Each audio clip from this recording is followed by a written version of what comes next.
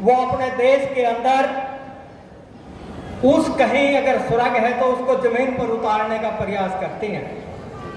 अपने स्थापना के समय से ही वो लगे हैं इस बात के लिए कि यहाँ हमारे देश के अंदर कोई ऐसा आदमी ना हो, इतना गरीब ना हो जो अपनी जरूरतों के लिए अपने को बेच दे, और हमारे देश के अंदर इतना भी कोई अमीर ना हो जो किसी गरीब को खरीद ले। इसका तात्पर्य यही है कि कम्युनिस्ट पार्टियां चाहती हैं कि देश के अंदर कोई आदमी बेरोजगार ना रहे, देश के अंदर कोई बच्चा शिक्षा से वंचित ना रहे, देश में कोई किसान अपनी फसलों को जलाने पर मजबूर ना हो, हमारे देश के अंदर पूरी अच्छी तरह जो देश की सेवा में अपना 60 साल तक का जीवन लगाए, उसकी सामाजिक सुरक्षा हो, समय पर इलाज मिले। अगर इस तरह प्रकार की व्यवस्था होगी जहां रोजगार की चिंता ना हो, जहां हमारे स्वास्थ्य की चिंता ना हो, जहां बेरोजगारी की चिंता ना हो, और तो इसी का नाम सुरंग है।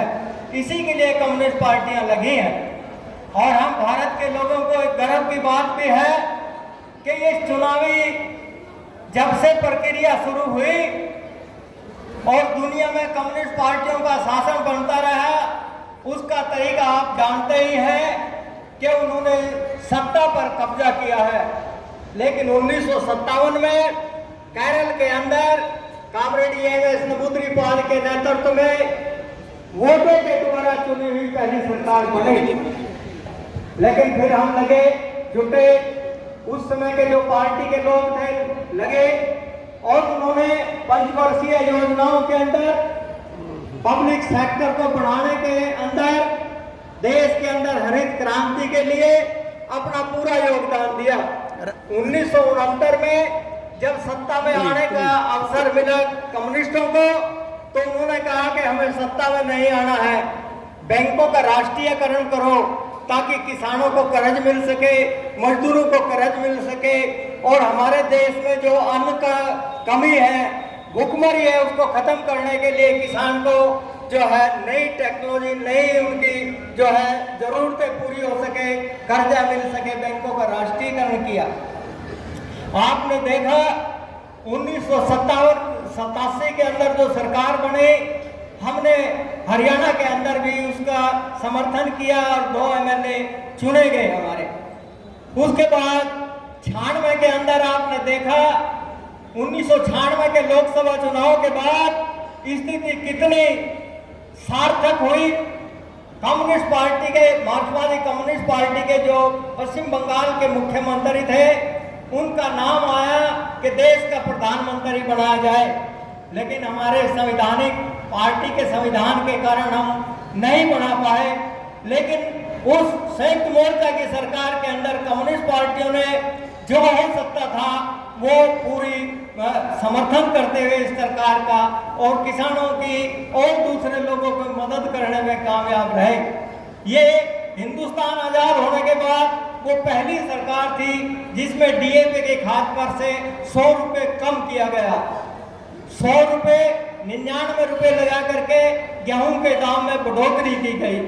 और 2004 के चुनाव में आप सभी साथी जानते, मनरेगा का कानून हो, महिलाओं पर हिंसा के खिलाफ कानून बनाना हो, आदिवासियों की जमीन बचाने के लिए कानून बनाना हो, कम्युनिस्ट पार्टियों ने उसमें बहुत बड़ा योगदान अदा किया। और ये कानून ऐसे जिसके लिए मोदी जी कहते थे कि हम इसको खत्म कर देंगे, आज उसी के सहारे ये देश को चलाने का प्रयास कर रहे हैं।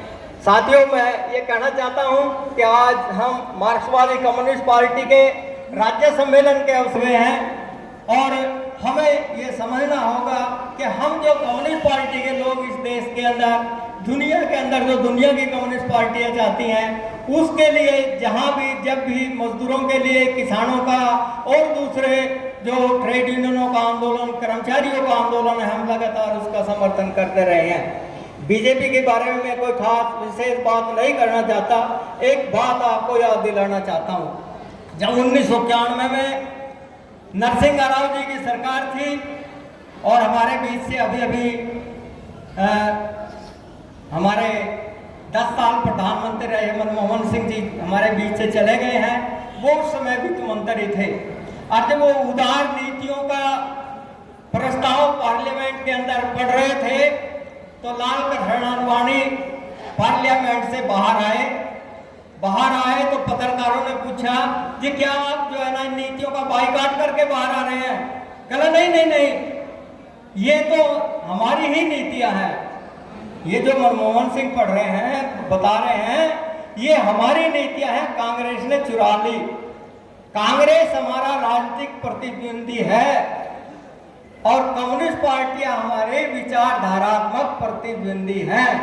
तो इसलिए आप अंदाजा लगा सकते हैं इस साहित्य सम्मेलन के अंदर आप चर्चा करेंगे कि जो हमारे राजनीतिक प्रतिद्वंदी हैं और तो जो हम चाहते हैं ये उसके उलट ही चाहते हैं, और इसके उलट जो चाहते हैं और तो हमने उसका विरोध किस तरीके से करना है, राज्य के अंदर किस तरीके से हम जो है ना लोगों के बीच में अपनी बात को लेकर के जाएंगे, कैसे हम अपनी बातों को जो है मजबूती के साथ अपना जो हरियाणा का जो मजदूर, किसान और मेहनत का तबका है उस तबके को संगठित करते हुए हम कम्युनिस्ट पार्टी की बातों को कितना उसके बीच ले जा पाएंगे, इनका फैसला करेंगे। इन्हीं शब्दों के साथ मैं आपको सम्मेलन की शुभकामनाएं देते हुए अपनी बात समाप्त करता हूँ। धन्यवाद।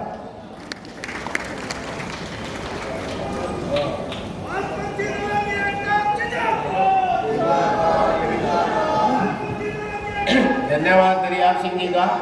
साथियों, एक जरूरी सूचना है, एक गाड़ी है शायद